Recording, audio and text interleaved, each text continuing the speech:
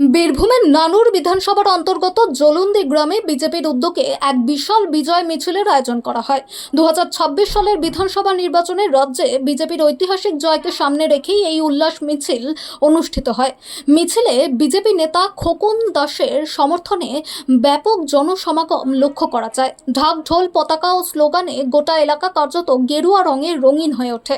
উল্লেখ্য, সদ্য সমাপ্ত বিধানসভা নির্বাচনে নানুর কেন্দ্রে বিজেপি প্রার্থী খোকন দাস তৃণমূল কংগ্রেসের প্রার্থী বিধান মাঝির বিরুদ্ধে হাড্ডাহাড্ডি লড়াই করেন।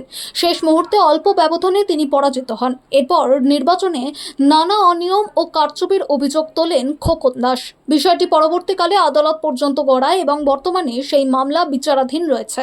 এদিনের বিজয় মিছিলে বহু বিজেপি কর্মী সমর্থক ছাড়াও সাধারণ মানুষের উপস্থিতি ছিল চোখে পড়ার মতো। বিজেপি নেতৃত্বের দাবি, পশ্চিমবঙ্গে প্রথমবার ক্ষমতায় এসে মানুষের আশীর্বাদকে সম্মান জানাতেই এই বিজয় উল্লাসের আয়োজন করা হয়েছে।